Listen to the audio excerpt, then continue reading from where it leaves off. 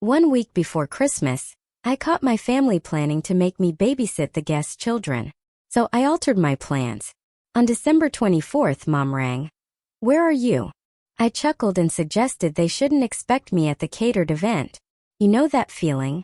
The one where you pour your entire heart and soul into making something perfect for the people you love, only to discover they've been plotting behind your back. Not just to take advantage, but to completely sideline you. That's exactly what happened to me, Margot, and let me tell you, the betrayal hit me like a ton of bricks. My own family saw me as nothing more than a convenient free resource, especially when it came to Christmas. But instead of letting it break me, I decided to give them a Christmas they'd never forget. One where I was spectacularly, intentionally absent. Family. It's complicated, isn't it? Mine certainly is. From the outside, we look like the perfect close-knit bunch. Sunday dinners, never miss a birthday, all that jazz. But beneath that picture-perfect facade, there was a dynamic that took me years, and a heartbreaking revelation, to truly understand. I'm the middle child, perpetually single Margot, the reliable daughter who always steps up. My older sister Abigail is the perfectionist with twin boys, 7-year-old terrors named Jackson and James, who she somehow believes are angels incarnate. Then there's my younger brother Thomas and his wife Penny with their 3 kids. 9-year-old Sophie, 5-year-old Emma, and little 3-year-old Lucas. My mom Linda became a widow 5 years ago when Dad passed from a sudden heart attack. And ever since, she's come to rely on me in ways that frankly sometimes felt unfair. Dad was always my champion, the one who'd notice when others volunteered my time without even asking me. Without him, the family balance shifted dramatically. My role as family coordinator wasn't a choice. It evolved naturally from my organizational skills. It started small, helping with Thanksgiving timing when Mom was overwhelmed. Then Easter. Then Christmas. Until, somehow, every single family gathering became my responsibility to plan, execute, and more often than not finance. Meanwhile, I was building my event planning business from the ground up. I started with small birthday parties, grinding my way up to corporate events and lavish weddings that now command premium prices. My calendar stays booked months in advance, a fact my family conveniently forgets whenever they call with a last-minute crisis. Last summer, Abigail called the day before her anniversary, in a full-blown panic because her dinner reservation fell through. "Margot, darling, could you possibly find us something? Oh, and could you watch the twins while we're out?" Of course, I canceled my own plans, called in favors from 3 restaurant owners. By 9 that evening, Abigail and her husband were enjoying a private rooftop dinner I'd arranged, while I supervised 2 hyperactive 7-year-olds who refused to sleep until their parents stumbled in at midnight. 2 months ago, Thomas needed emergency help with a school project for Sophie. His text read, "Need dinosaur diorama by tomorrow morning. Any chance you could help? We all know your crafting skills are way better than mine." I stayed up until 2 a.m., creating a prehistoric landscape that earned Sophie an applause-worthy grade. But it was Mom who relied on me most of all. When the pipe burst under her kitchen sink, I was her first call. When she needed to figure out her new smartphone, I spent 4 hours walking her through basic functions. When the neighbor's tree fell on her garage, I handled the insurance claim because the paperwork overwhelmed her. For years, I accepted it all without complaint. Family helps family, right? But something shifted last spring. I met Jason at a charity gala I was coordinating. He was the photographer, and between his camera clicks and my clipboard checks, we found a connection that felt effortless. For the first time in years, I was genuinely excited about someone. Jason understood my hectic schedule because his work involved similar demands. He appreciated my organizational skills, rather than exploiting them. When I talked about family obligations, he listened without judgment, but his gentle questions made me start to wonder if the balance was truly fair. As Christmas approached this year, I felt a new kind of excitement. Jason and I had been dating for 8 months, and I wanted him to join our family celebration. I dropped hints during Thanksgiving dinner, mentioning I might bring someone special this year. My announcement was met with distracted nods as everyone focused on the elaborate meal I had, naturally, prepared. I started planning Christmas in early November, ordering specialty ingredients, handcrafting personalized ornaments, reserving the premium ham from the butcher who only offers 20 each season, paid for entirely out of my own pocket as my gift to everyone. I researched activities the children might enjoy, creating custom coloring books with illustrations of our family traditions. My dining room became Christmas headquarters, overflowing with lists, schedules, and shopping bags organized by recipient. I spent weekends decorating Mom's house with fresh garlands and arrangements, climbing the tall ladder to place every light just so, while she supervised from below with a cup of hot chocolate in hand. This year would be different. I planned to introduce Jason to our traditions. I envisioned us serving dinner side by side, his presence a quiet statement about my life moving forward. I wanted my family to see me as more than just their reliable helper. I wanted them to see the woman who had built a business, found love, and still showed up for family. I believed they would welcome him with the same warmth I had always shown their partners. I had no idea how wrong I was. Not until that fateful day 1 week before Christmas. The morning started like any other December day.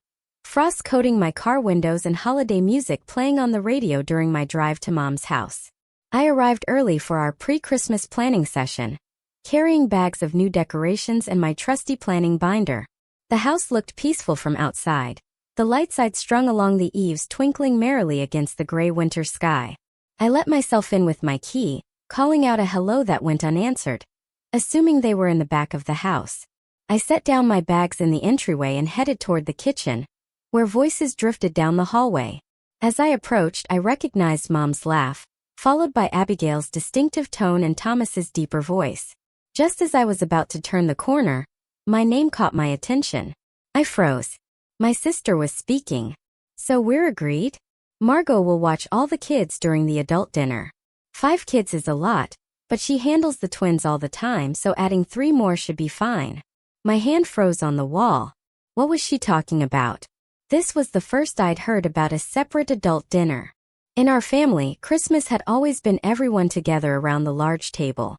Mom responded, "Well, I think it makes sense.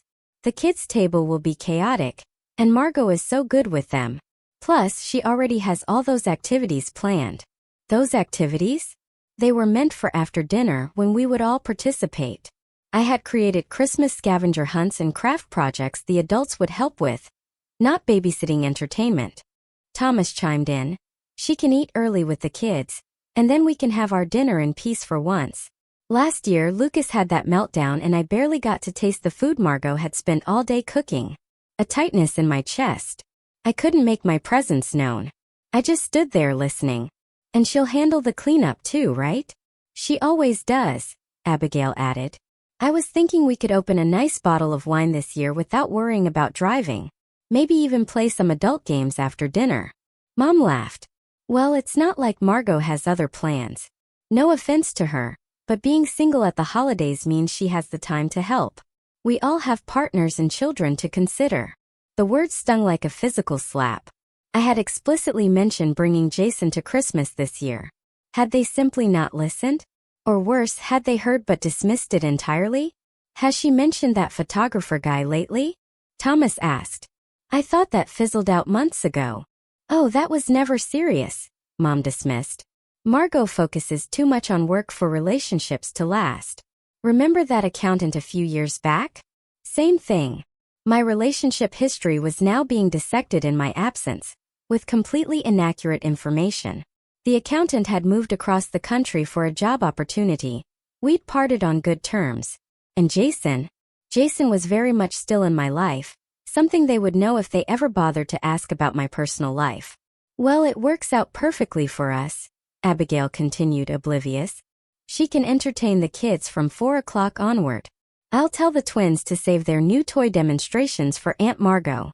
And she'll handle the Santa duties too, right? Thomas asked, wrapping the final gifts and arranging them under the tree after the kids go to sleep. Of course, Mom confirmed. Margot always does that. And the Christmas breakfast the next morning. Remember how she made those snowman pancakes last year? The kids adored those. I stood frozen in the hallway, my mind racing to catalog all the assumptions being made about my time. Not once had anyone asked if I was willing to take on these roles. Not once had they considered I might have my own plans or desires for the holiday. It's really convenient having an event planner in the family. Abigail laughed. Free childcare and catering all in one. Their laughter echoed in my ears as I silently backed away from the kitchen doorway. With careful, quiet movements, I collected my bags from the entryway and slipped out the front door without making a sound. They never even knew I had been there. The drive home passed in a blur, windshield wipers keeping time with my racing thoughts. Tears threatened but didn't fall. Anger began to replace the initial shock. I had spent years bending over backward, pouring my energy into creating perfect family moments. And this was how they saw me, the convenient, single woman with nothing better to do than serve their needs. As I pulled into my driveway, the first option that occurred to me was simply canceling Christmas entirely. I could claim a work emergency, or even tell them the truth about what I'd overheard. But the thought of the confrontation, the defensive responses, the inevitable labeling of me as oversensitive, it made me hesitate. Inside my house, I stared at the Christmas command center I had created in my dining room. Personalized gifts wrapped with handmade bows, recipe cards organized by preparation time, handcrafted decorations for each family member. Hours and hours of work. Not to mention the thousands of dollars already invested in making their holiday special. All while they planned to relegate me to the kids' table without even asking. I sank onto my couch. The weight of years of similar treatment suddenly crystallized in my mind. The birthdays where my gift was offering to babysit. The family vacations where I somehow always ended up watching the children at the hotel pool, while everyone else enjoyed excursions. The countless times I rearranged my schedule because Margot is so flexible with her time. The pattern was painfully clear now. I wasn't seen as having a life of equal value to theirs. My time was communal property, available for their convenience. As this realization washed over me, I knew one thing. Something had to change. That evening I sat in my darkened living room, surrounded by the gentle glow of Christmas lights, nursing a glass of wine and cycling through emotions. Anger gave way to hurt, then to resignation, then back to anger in an exhausting loop. My phone buzzed periodically with texts from my mother asking where I had disappeared to, but I couldn't bring myself to respond yet. I considered my options. Direct confrontation seemed the most straightforward. I could call a family meeting, explain what I'd overheard, and express my feelings about being taken for granted. But experience told me how that would go. Abigail would become defensive, claiming I was overreacting. Thomas would look uncomfortable and say little. Mom would tear up and remind me how difficult the holidays had been since Dad died, effectively shifting the conversation to her grief, rather than my concerns. Another option was simply accepting the role they had assigned me. I had done it countless times before. I could swallow my disappointment, cancel my plans with Jason, and fulfill their expectations. The path of least resistance was well worn in our family dynamics. The third option was withdrawing completely. I could cancel Christmas, claim illness or a work emergency, and avoid the whole situation. But that felt like running away, and it would only postpone the inevitable confrontation about family expectations. At 9:30, my phone rang with my best friend Sophia's familiar tone. I had texted her earlier with a vague message about family drama, and she was calling to check in. Sophia had known me since college and understood my family dynamic better than anyone. "They did what?" she exclaimed after I recounted what I'd overheard. "Without even asking you? That is beyond inconsiderate, Margot. It's downright disrespectful." Her validation loosened something in my chest. "I know," I admitted. "But this is how it always goes. They assume I'll handle everything because I always have." "Because you're capable and generous," Sophia corrected. "Not because you're their personal assistant." "What does Jason say about all this?" "I haven't told him yet," I confessed. "We had plans to spend Christmas Eve together before joining my family on Christmas Day. Now I don't know what to do." "What do you want to do?" Sophia asked, cutting through my confusion with her characteristic directness. The question hung in the air as I considered what I truly wanted. Not what would cause the least conflict or what would fulfill my family's expectations, but what would honor my own needs and boundaries. "I want to be valued," I said finally. "I want them to recognize that my time and effort matter. I want to spend Christmas with people who see me as a whole person, not just a convenient resource." Even as I spoke, a plan began forming in my mind. It started as a small spark of possibility that grew with each passing second. I was, after all, a professional event planner. I specialized in creating experiences and solving logistical challenges. Sophia, I said slowly, what if I just wasn't there? You mean cancel altogether? No, I replied. I mean, what if I created a different Christmas for myself this year? What if, instead of showing up to be their babysitter, I went somewhere else? Somewhere wonderful. I could almost hear Sophia's smile through the phone. Now that sounds more like the Margot I know. What are you thinking? As we talked, the plan took shape. I remembered a client mentioning a last-minute cancellation at a luxury resort in the Caribbean. As an event planner, I had contacts at venues across the country and beyond. With a few calls, I could probably secure a reservation, even during the holiday rush. I could be on a beach on Christmas Day, I mused, the image growing more appealing by the second. No cooking, no cleaning, no wrapping presents at midnight. Do it. Sophia encouraged. Book it tomorrow. You deserve a break. After ending the call with Sophia, I opened my laptop and began researching options. The resort my client had mentioned was indeed available, having had a cancellation for their premium oceanfront suite. The price was steep, but I'd been saving for a kitchen renovation that could wait. This was an investment in something more important, my self-respect. With growing excitement, I reserved the suite for 5 nights, starting on Christmas Eve. As I entered my credit card information, I felt a weight lifting from my shoulders. For once, I was prioritizing my own happiness. But what about Jason? Would he think I was running away from family conflict? Would he be disappointed to miss meeting my family? There was only one way to find out. Despite the late hour, I called him. When he answered, the background noise suggested he was still at a photo shoot. Margot. Perfect timing, I just finished up here. Everything okay? You never call this late. I took a deep breath and explained what had happened, from the overheard conversation to my impulsive resort booking. I know it's last minute, I finished, but would you want to come with me? Spend Christmas on the beach instead of with my family drama. His response was immediate and enthusiastic. Are you kidding? That sounds amazing. And for what it's worth, what they planned to do was not okay. You deserve better treatment than that. His support solidified my resolve. There's one more thing I want to do, I told him. I still want to handle the catering arrangements for my family. That's very generous of you considering everything, he said, sounding slightly confused. Well, I replied, a smile spreading across my face, I have something very specific in mind. The next morning I called Dukas, the upscale catering company I frequently collaborated with for corporate events. The owner, Anthony, was surprised to hear from me so close to Christmas. Margot, what can I do for you? Emergency client situation. Actually, Anthony, this is a personal request. I need a special Christmas dinner delivered to my mother's house, but with some very specific parameters. We discussed my requirements.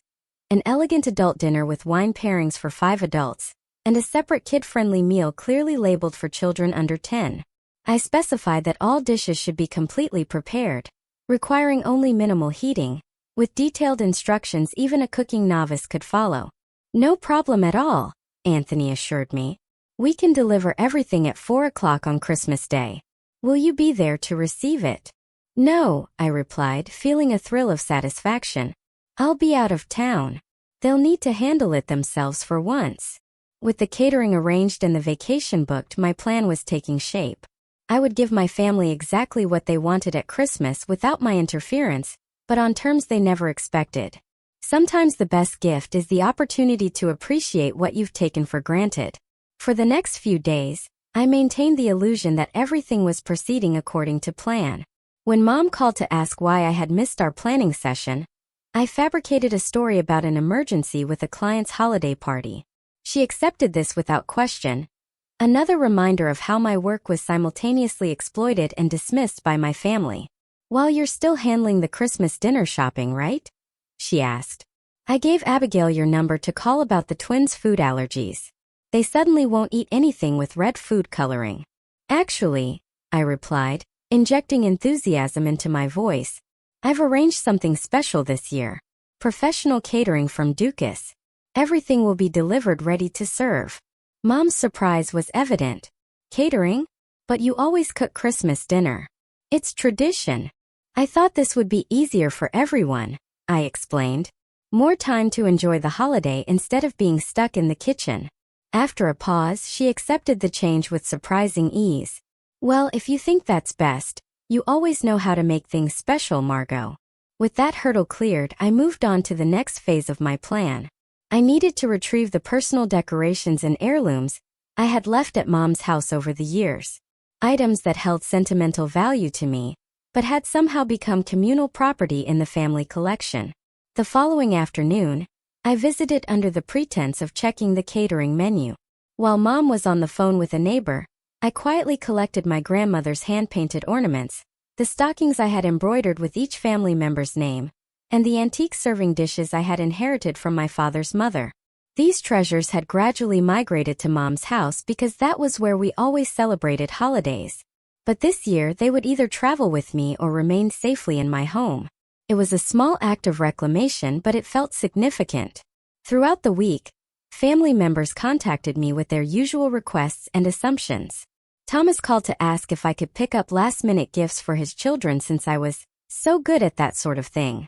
Abigail texted to inform me that the twins now wanted to perform a Christmas pageant and would need costumes.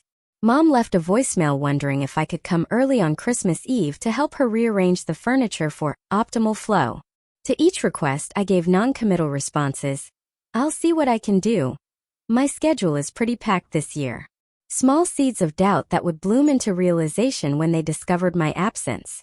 Meanwhile, I prepared for my getaway. I purchased a new swimsuit and resort items that had no place in my usual December wardrobe.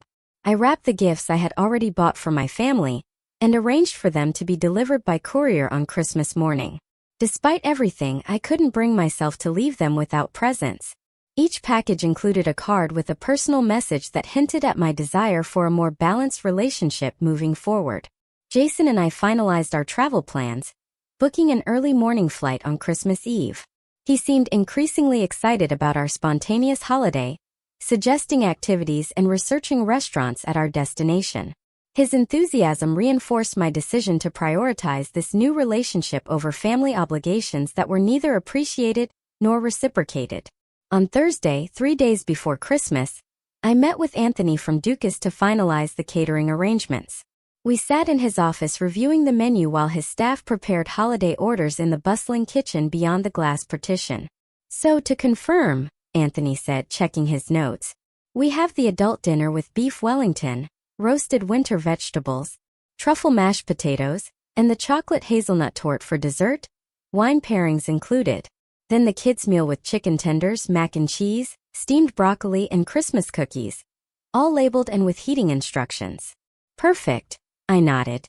And you have the delivery address in time? 4 o'clock on Christmas Day, he confirmed. Anthony looked up from his tablet. All set. Though I have to say it's unusual for you not to be there yourself. You're usually so hands-on with family events. I smiled. This year, I'm trying something different. Letting go of control a little bit. What I didn't say was that I was paying a premium for the Christmas Day delivery, nearly double the normal rate. But it would be worth every penny to picture their faces when the catering arrived with me nowhere in sight. There's one more thing, I added, reaching into my bag. Can you make sure this note is included with the delivery? It's important it arrives with the food. Anthony accepted the sealed envelope with my mother's name written in my neat handwriting. No problem at all. Anything else I should know? Just that payment has been handled in full, including gratuity for the delivery staff. They won't need to provide anything except their signature. That evening, I attended what would be my last family dinner before Christmas. Mom had invited everyone for a casual meal of takeout pizza, a stark contrast to the elaborate holiday feast that was typically expected of me. As we gathered around the table, I noticed the subtle ways my family continued to take my presence for granted. Thomas handed his youngest to me without asking when the child became fussy. Abigail discussed Christmas Eve plans that apparently included me supervising a gingerbread house competition for the children. Mom mentioned that she had told the neighbors I would be happy to walk their dog while they visited family on the other side of town. Not once did anyone ask about my plans or preferences. Not once did they notice my unusual quietness or the way I deflected questions about Christmas Day logistics. They were so accustomed to my accommodation that they couldn't see the changes already in motion. As I drove home that night, I felt a mixture of sadness and resolve. I loved my family deeply, but patterns established over years would not change without a significant disruption. Sometimes love meant creating uncomfortable situations that ultimately led to growth. And sometimes self-respect required stepping back from those who couldn't see your worth. The next day, I packed my suitcase with sunscreen and sundresses, an act that felt wonderfully rebellious in the December chill. I confirmed our airport car service and printed our boarding passes. Everything was in place for our Christmas escape. That night, I turned off my phone earlier than usual, unwilling to field any last-minute requests from family members. Tomorrow would bring either understanding or chaos. Either way, I was ready for a new kind of Christmas. The morning of December 24th dawned clear and cold, winter sunlight glinting off frost-covered lawns as our car service navigated the quiet streets toward the airport. Jason sat beside me, thumbing through the resort information on his phone, while I gazed out the window at holiday decorations adorning the houses we passed. "Second thoughts?" he asked, noticing my pensive expression. I considered the question carefully before answering. "Not about going. Just wondering how they'll react when they realize I'm really not coming." My phone had remained off since the previous evening, and I planned to keep it that way until we reached the airport. The temporary disconnection felt both liberating and anxiety-inducing, like removing a splinter that had been embedded for so long it had become part of me. The airport bustled with holiday travelers, harried parents corralling excited children, while couples and solo travelers moved with purpose toward their gates. We checked our bags and navigated security with surprising ease, finding ourselves with time to spare before boarding. In an airport cafe decorated with tinsel and miniature trees, I finally powered on my phone. As expected, the notifications began flooding in immediately. 6 missed calls from Mom, 4 from Abigail, 3 text messages from Thomas asking if I could pick up batteries on my way over. Voicemails accumulating in rapid succession. I scrolled through the messages with a strange detachment, as though reading about someone else's family drama. The most recent text from Mom sent a chill through me despite the airport's overactive heating system. "Margot, where are you? We are waiting to start the Christmas Eve breakfast. The children are asking for your cinnamon rolls." The cinnamon rolls I had never agreed to make. The breakfast I had never agreed to attend. The expectations piled upon assumptions, piled upon years of compliance. "They still have no idea," I murmured, showing Jason the messages. His eyebrows rose as he scanned the increasingly frantic texts. "When are you going to tell them?" he asked. "Now," I decided, my finger hovering over Mom's contact information. But just enough to let them know not to expect me for babysitting duties. I composed a brief message. "Will not be available for childcare during Christmas dinner tomorrow. Enjoy your adult-only meal. Love, Margot." Deliberately vague. Nothing about where I was or the fact that I wouldn't be present for any of the festivities. Just enough to disrupt the plan I had overheard. Within seconds of sending the text, my phone began ringing with Mom's call. I let it go to voicemail twice before finally answering on the third attempt. "Margot Elizabeth, where are you?" My mother's voice carried the sharp edge of someone unused to having her expectations thwarted. "Good morning, Mom," I replied calmly, signaling to Jason that this was the call. He gave me an encouraging thumbs up. "Don't good morning me, young lady. The children are waiting for breakfast, and we need to finalize the schedule for tonight's activities. Why aren't you here?" I took a deep breath, centering myself in the bustling airport terminal. "I'm not coming, Mom. Not today and not tomorrow." The silence that followed stretched for several seconds before she responded, her voice suddenly uncertain.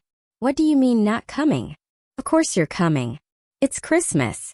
I overheard your conversation last week," I explained, keeping my voice level despite the adrenaline coursing through my system.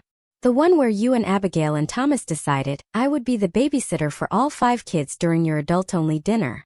The one where you all laughed about me being single and having nothing better to do." Another weighted silence. When she spoke again, her tone had shifted from indignation to placation. "Oh, Margot, you misunderstood. We were just trying to figure out the logistics. Of course, we want you at the adult dinner too. You're being oversensitive." "Am I?" I shot back. Because it sounded pretty clear to me and it fits a pattern. Mom, you all make plans for my time without asking, as if it belongs to you by default. As if my life and my choices matter less than everyone else's. That's ridiculous, she protested, but with less conviction. Where are you now? Just come over and we can discuss this in person. I'm at the airport, I replied, watching as our flight began the boarding process. My flight leaves in 30 minutes. The airport. Her voice rose in pitch. What flight? Where are you going? On vacation with Jason, the photographer you all assumed I was no longer seeing. On Christmas Eve. Margot, you cannot be serious. What about dinner tomorrow? What about the children's presents? What about all the traditions you always handle? The boarding announcement echoed through the terminal, calling our group to the gate. That's the thing, Mom. They became my responsibility without anyone asking if I wanted that role. This year, I'm choosing something different. Her tone shifted again, this time to barely contain panic. But what about dinner? I haven't prepared anything. I thought you were handling everything like always. The catering will be delivered at 4 tomorrow, I explained. Everything is paid for with detailed instructions. Adult dinner for 5, kids' meals clearly labeled. All you have to do is heat and serve according to the directions. Catering, she repeated as though the word was foreign. But that's not the same as a home-cooked meal. The children will be so disappointed. The children will be fine with chicken tenders and Christmas cookies, I assured her. And you adults will enjoy your beef Wellington and wine pairings without having to worry about childcare. After all, that was the plan, wasn't it? Just without me in the picture. Our row was called for boarding, and Jason gestured toward the gate. I nodded, gathering my carry-on bag. I have to go now, Mom. Our flight is boarding. Margot. Wait. The desperation in her voice was unmistakable now. You can't just leave. What are we supposed to do without you? The question hung between us, heavy with unintended revelation. What were they supposed to do without me? Figure it out themselves, perhaps. Appreciate the work I had always done. Maybe recognize my absence as the consequence of their actions. Hopefully you'll manage, I said gently. The food will be delivered. The presents for the children are wrapped and labeled in the guest room closet. Detailed instructions for everything are in the binder on the kitchen counter. The one none of you ever bothered to look at, even though I referenced it constantly. But it won't be the same, she insisted. No, I agreed. It will not. As we reached the gate attendant, I delivered my final message. Merry Christmas, Mom. Enjoy the adult dinner you all planned. I'll turn my phone off during the flight, but I'll check messages when we land. When will you be back? She asked, a tremor in her voice suggesting tears were imminent. After New Year's, I replied. We can talk then. Before she could respond, I ended the call and switched my phone to airplane mode. As Jason and I found our seats on the plane, I felt a complex mixture of emotions.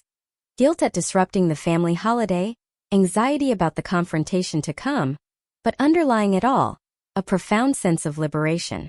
The plane taxied down the runway as the flight attendant delivered the safety briefing.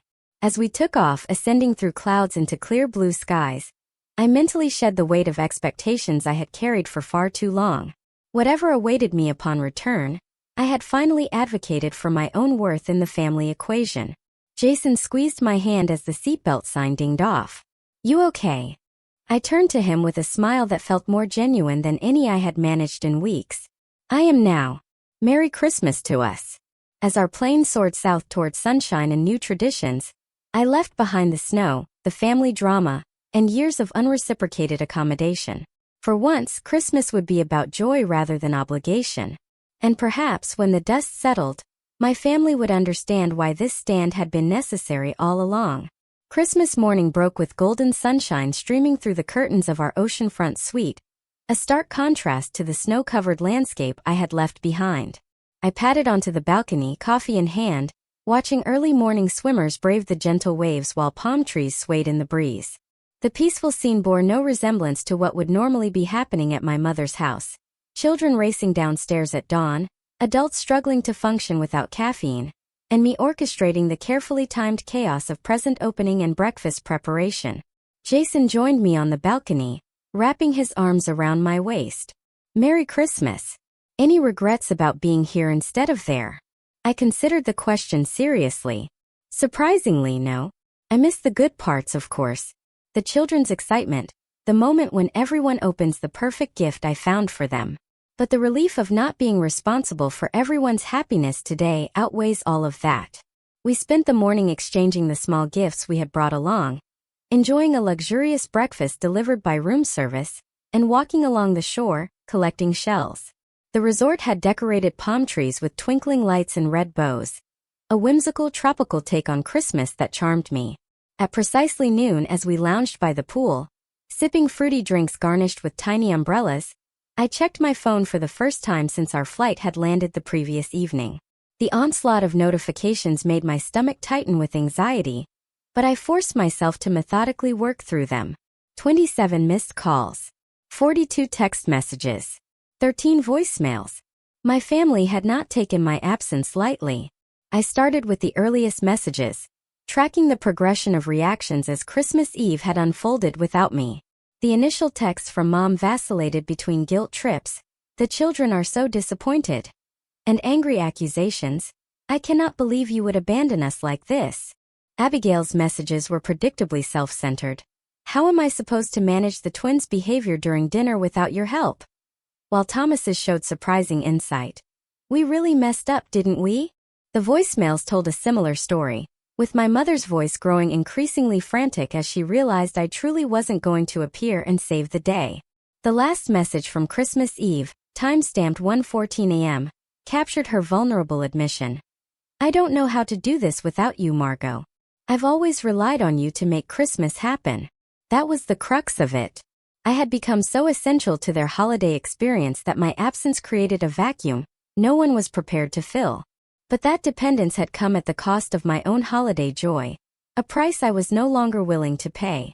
The Christmas Day messages began early, with Abigail's 7:12 a.m. text capturing the family chaos in real time. "The twins are fighting over who gets to open the first present and Mom is crying in the bathroom. This is a disaster and it's your fault." By mid-morning, the tone had shifted. Thomas sent a surprisingly reflective message. "I get it now. We've been taking you for granted for years. I'm sorry for my part in that. The kids miss you, but I told them Aunt Margot needed a vacation too. Merry Christmas wherever you are." My mother's Christmas morning voicemail was tearful, but less accusatory. "The caterers are coming at 4. I found your binder with all the instructions. I never realized how much work you put into planning everything. Please call when you can." The most surprising message came from Abigail around 11 a.m. "So, I had to handle the twins' meltdown by myself this morning, when they couldn't find the special chocolate Santa stockings you always make. And you know what? I realized I've never had to deal with their Christmas morning behavior because you've always stepped in. That's not fair to you. It's taken your dramatic exit for me to see that. Still mad you didn't tell us directly, but starting to understand why." As I scrolled through the messages, a weight lifted from my shoulders. They were beginning to understand. The disruption I had caused was uncomfortable, but necessary, forcing them to recognize patterns that had been invisible when I was complying with them. Jason noticed my small smile as I set down the phone. "Good news? Progress." "They're upset, but they're also starting to get it," I replied. "Thomas actually apologized." "Are you going to call them?" I shook my head. "Not yet. I think they need a little more time with the discomfort. And honestly, so do I. This is the first Christmas in years where I'm not constantly checking if everyone else is happy." We spent the afternoon on a snorkeling excursion, the colorful fish and coral formations providing a welcome distraction from family dynamics. Returning to our room to prepare for the special Christmas dinner at the resort's oceanfront restaurant, I checked my phone again. New messages had arrived, most notably from my mother at 4:37 p.m. "The catering just arrived. Everything is beautifully packaged with instructions even I can follow. The note you left made me cry. You're right that we've taken advantage of your generosity. I'm so sorry, Margot. Please call when you're ready." I hadn't expected such a quick acknowledgement of the problem. Typically, my family required multiple conversations and considerable time to accept responsibility for hurtful behavior. Perhaps my absence had created space for reflection that my presence never allowed. At 5:45 p.m., Abigail sent a photo of the elegantly plated adult dinner with the caption, "This is delicious but doesn't taste as good without you here. The kids are actually behaving with their special meal. You thought of everything, even in your absence." The messages continued through the evening. Thomas sent a video of all 5 children singing a Christmas carol they had apparently practiced as a surprise for me. My mother texted a picture of the family gathered around the tree with a visible empty space where I would normally sit. By the time Jason and I returned from our candlelit Christmas dinner, I felt emotionally ready to respond. Not with a call, which might devolve into tearful demands for my return, but with a group message that clearly articulated my feelings. I composed the message carefully. "Merry Christmas, everyone. I'm safe and doing well. I needed this time away to process how I've been feeling for years. When I overheard you planning to use me as the default babysitter without even asking, it crystallized a pattern that's been happening for too long. My time, my efforts, and my presence have been taken for granted. I've been treated as a resource rather than a person with my own needs and desires. I love you all, but I needed you to experience a Christmas without my constant accommodation to understand its true cost. I'm glad the catering worked out and that you're making the best of things. We'll talk when I return, but moving forward things need to change. I deserve the same consideration and respect that each of you expects. Enjoy the rest of the holiday. See you in the new year." I hesitated before adding a final line. "P.S. Jason says hello. He would have loved to meet you all under different circumstances." After sending the message, I turned off notifications and placed my phone on the nightstand. Whatever responses came through could wait until morning. Tonight was for watching the moonlight on the ocean and appreciating the gift I had given myself, the freedom to prioritize my own happiness. As we fell asleep to the sound of waves outside our window, I felt a sense of peace that had been missing from Christmas for years. Sometimes the most loving thing you can do for both yourself and others is to step away and create space for change. My family's initial reaction suggested they were capable of the growth I hoped for, but only time would tell if this disruption would lead to lasting transformation in our dynamics. Either way, I had taken the first crucial step toward a more balanced relationship with the people I loved, and that was a Christmas gift worth celebrating. 3 weeks after Christmas, I unlocked the door to my condo, wheeling my suitcase across the threshold into the familiar space that somehow felt different after my time away. The extended vacation with Jason had transformed into an exploration of local culture beyond the resort boundaries, with impromptu day trips to coastal villages and evenings, sampling regional cuisine at restaurants where tourists rarely ventured. The experience had been restorative in ways I hadn't anticipated, providing not just an escape from family obligations, but a rediscovery of my own curiosity and spontaneity. The first family gathering after my return was scheduled for the following Sunday, a birthday celebration for my nephew Lucas. I approached the event with a mixture of determination and apprehension, unsure whether the insights from my Christmas absence would translate into meaningful changes, or if we'd revert to established patterns under the pressure of face-to-face interaction. When I arrived at Thomas and Penny's house, carrying a modestly wrapped gift rather than the elaborate party supplies I would normally have brought, the initial greetings were awkward. My mother hugged me too tightly, whispering "we need to talk" in my ear. Abigail offered a stiff hello, her expression guarded. Only Thomas seemed genuinely relaxed, greeting me with a warm smile and a sincere, "Good to have you back." The children provided welcome distraction, swarming me with excited updates about Christmas presents and school adventures. I noticed with interest that they were being supervised by their respective parents, rather than automatically funneled in my direction. During a lull in the celebration, my mother cornered me in the kitchen as I was refilling my water glass. "What you did at Christmas was very hurtful, Margot," she began, her voice low to avoid being overheard. "We were all counting on you." I met her gaze steadily. "That's exactly the problem, Mom. You were all counting on me without asking if I was available. You made plans for my time as if it belonged to you." "We're family," she countered. "Family helps each other." "Yes, but it should go both ways," I explained. "When was the last time someone in this family asked what they could do to help me? When was the last time anyone considered that I might have my own plans or preferences for the holidays?" Her brow furrowed as she considered my questions. After a moment, her shoulders sagged slightly. I can't remember, she admitted. I guess we've gotten used to you always being the one who handles everything. That's not fair to any of us, I said gently. It's not fair to me to always be the giver, and it's not fair to you to always be the takers. I want a more balanced relationship. Tears welled in her eyes. I've been thinking about it since Christmas, she continued, wiping away a tear. After your father died, I leaned on you so heavily. It was easier to keep doing that than to figure out how to stand on my own. I'm sorry, Margot. I didn't see how much I was asking of you. Her acknowledgement, so different from the defensive response I had expected, caught me off guard.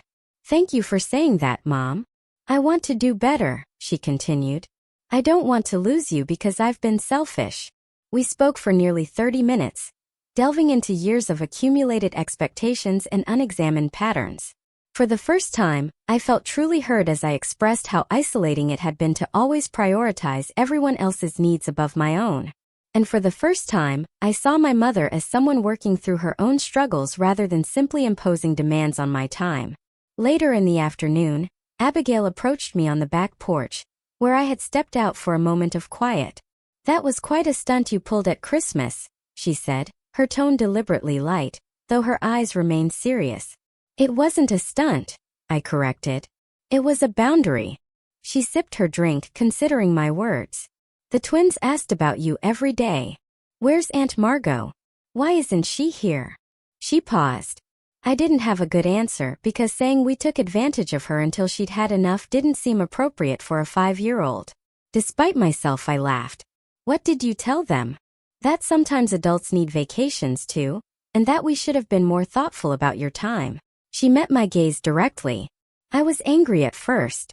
It felt like you'd abandoned us when we needed you. But then I had to deal with the Christmas morning meltdowns myself, and the bedtime tantrums, and all the little crises you usually smooth over without anyone noticing. And I prompted when she fell silent. And I realized, she finished, we've been using you as a convenient safety valve. Whenever parenting gets hard, we hand the problem to Aunt Margot. She shook her head. That's not fair, and it's not good for the kids either. They need to see their parents handling challenges, not outsourcing the hard parts. Her insight surprised me. Of all my family members, I had expected Abigail to be the most resistant to change. Thank you for saying that, I said sincerely. I love the twins and want to be part of their lives. I just don't want to be the default solution to every problem. Understood. She nodded. So tell me about this, Jason. Is it serious? The shift to personal interest in my life, rather than what I could do for her, marked another small step forward. We talked about my relationship and her career challenges, engaging as sisters rather than as service provider and client. Thomas proved to be my strongest ally in the family's adjustment process. During dinner, he deliberately redirected conversations when they veered toward assumptions about my availability. When our mother mentioned that she needed help reorganizing her garage in the spring, Thomas interjected. Maybe we could all set aside a Saturday to tackle that together, if Margot is available. The emphasis on my choice and the suggestion of shared responsibility felt revolutionary in our family context. As weeks turned into months, the changes solidified into new patterns. Family gatherings became collaborative efforts, rather than my sole responsibility.